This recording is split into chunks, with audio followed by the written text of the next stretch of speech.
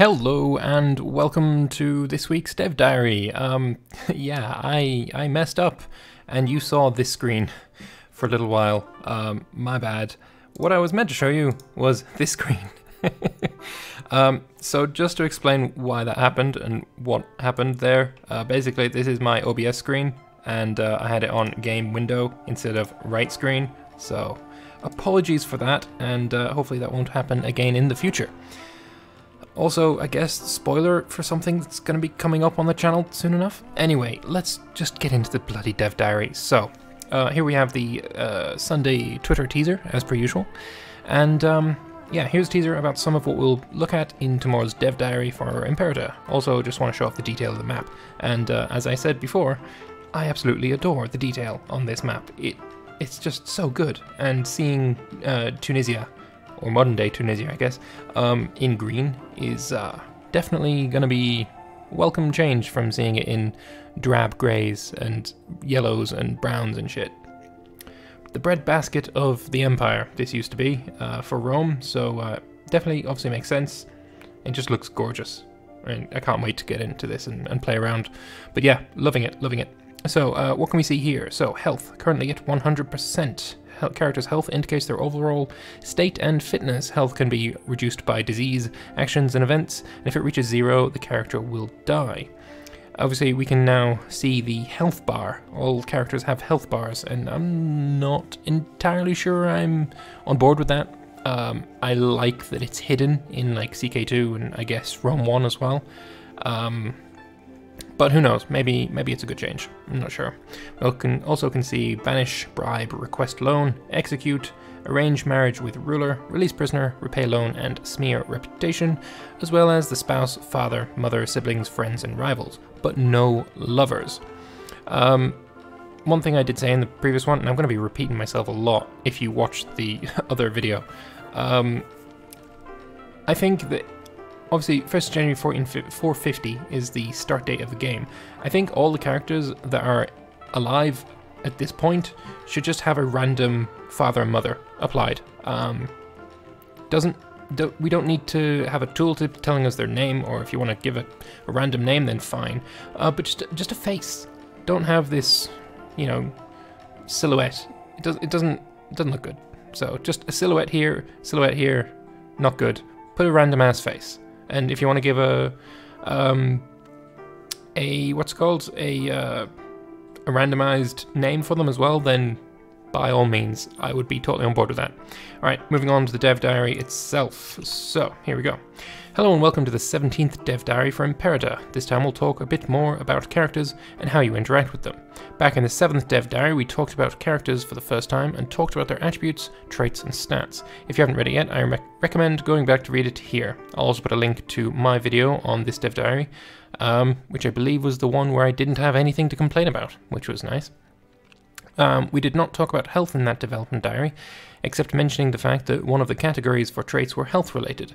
In the original Rome 1 and Crusader Kings 2 series, health is a hidden value that the player never sees, and I prefer that, which impacts hidden probabilities of when you die. In Imperator, health is a value between 0 and 100. When it reaches 0, the character dies. Health-related traits affects this each month, but don't expect the brain-damaged frail leper to have a long life expectancy. Holdings is another thing I promised to talk about. Each character can have holdings in one city, and I believe that this is a bit limiting. Why only one? I'm sure there are plenty of historical characters that had holdings in multiple cities. Crassus, I doubt he only had holdings in Rome, after all. A governor picks a city in the province she is governing, and that should be he or she, I guess, as where he'll have his holdings, while a general picks one from the cities he may have conquered. A character with a holding will get income from that city until death or otherwise, and forced to relinquish it. I wonder, is it going to be... I imagine cities will be able to have more than one character having holdings in it. I can't imagine it being limited to one character's holding per city, otherwise it'd be like, oh yeah, I own this city. That's it. You can't have any of this. This is my city now. Yeah, I don't know. Maybe it'll be like that. Income ties into another concept I'd like to touch upon in today's Dev Diary, i.e. wealth. Each character can have a pool of money that they may use to their own benefit. Characters gain money if they have an office that pays them, or if they're a governor that can use their corruption to enrich themselves, or if they have holdings. Lovely. And having a look at this, we can see that wealth changes by 0.06 a month due to him being a governor in Apulia. 0 income from, offices, no office money. And again, we see spouse, father, mother, friends, etc., etc. And he has 200 ducats in his treasury. Have a son. Oh, characters have missions. Characters have ambitions. Look at there, underneath his picture. Have a son.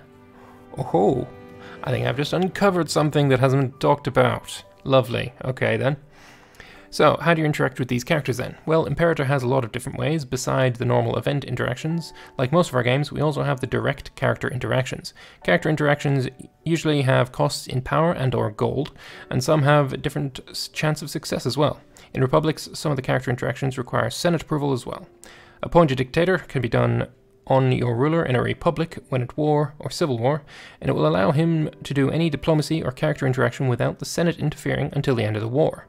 Can the dictator then decide to take a liking to his dictatorial post and keep it forever? Or perhaps get stabbed and then his friend, nephew, adopted son get appointed for life? How does one become an emperor? Anyway, assassinate. You can attempt to assassinate a foreign character. Why only foreign is my question to that one.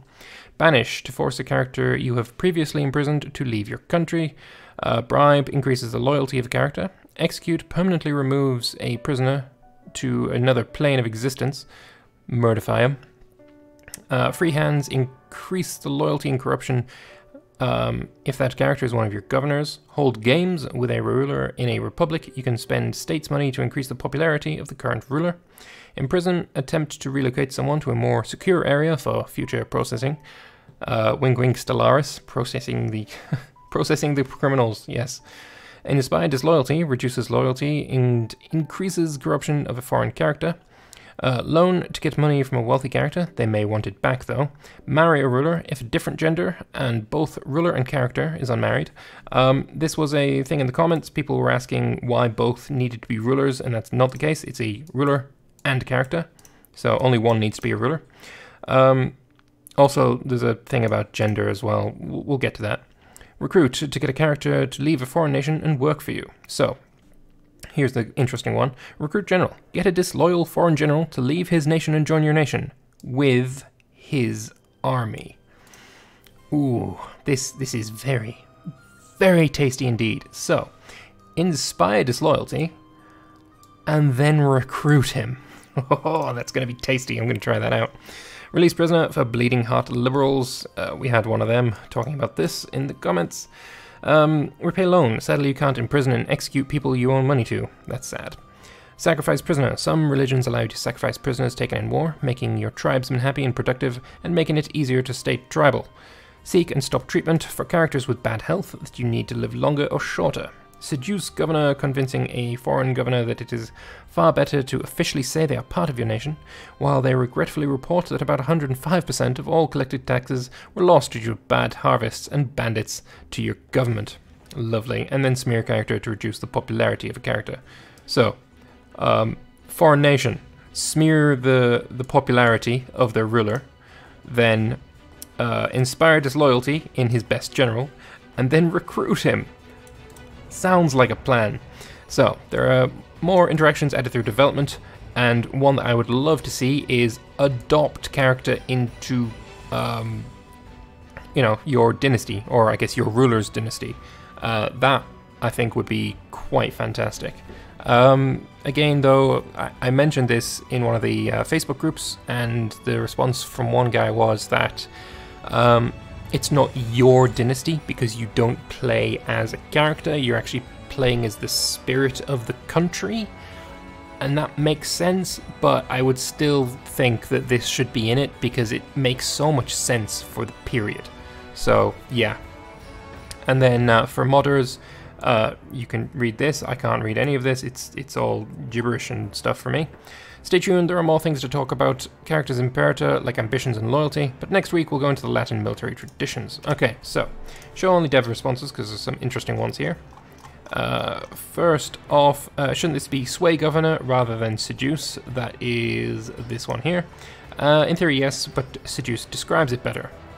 And then, there was a comment that Johan has since deleted, and a few comments since have been deleted on it. But basically, somebody took a bit of offense to it being having to be a different gender for marrying rulers. And I don't know whether this person actually did take offense or they were just trolling for effect. And I'm gonna say it's probably trolling, but I think it's interesting to talk about anyway. So marriages in this time, and hell, even up until like the late 1800s, they weren't about affection and love for rulers, and hell, even peasants didn't really do it for love all the time.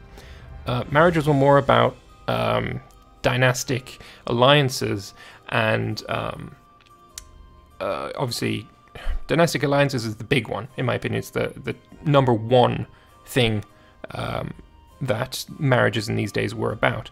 But also, you know, passing on genes and stuff, and, you know, getting oh, words, they're not coming easy to me, yeah. So basically, just passing on your genes, making babies, but mostly for dynastic alliances and for economic reasons.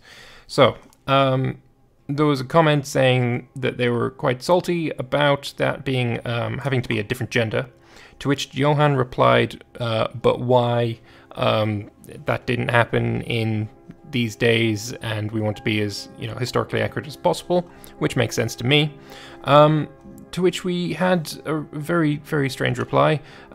Games should sacrifice that sort of downtrodden historical accuracy to help positively inspire change in our present-day societies. Just no. Like, I would show you this in the comment thread itself, but obviously somebody has deleted it, thankfully. It's just so dumb. It's just so dumb. No, they shouldn't. But yes, I do think they're just a bad troll, so no worries there. Somebody asked, will it be possible to change via modding? Some mods could need it, and then yes, you can mod it to be whatever. If you want it to be only between females can marry, then fine. This game seems to be supremely moddable, so if you want to make whatever the fuck you want, you can probably do it. And honestly, one of the biggest things I want to see from Imperator is a 1444 mod, right? I want EU4 in the Imperator engine. That's my wish. Why is there a requirement that both are rulers? We talked about that, and then yeah, only one is the ruler. And yeah, that's basically your dev diary. So main things to take away from this: we've got a health bar. There's a bunch of character interactions. I think there should be more, and there probably will be more. You can only assassinate foreign people. Oh god, I'm going to be demonetized now, aren't I? Anyway, I am going to end the episode, end the dev diary talky thing now. Hope you've enjoyed it, and stick with me, because next week we're going to be talking about the Latin military traditions, and we had a lot to say about the last time we saw some traditions, so it should be a good one. So, thank you all very much for watching. If you enjoyed this, please do leave a like, and let me know your thoughts in the comment section below, especially with regards to, you know, what you think about these. What do you think about the dev diary in general? Let me know your thoughts, and I'll see you next time. Bye-bye.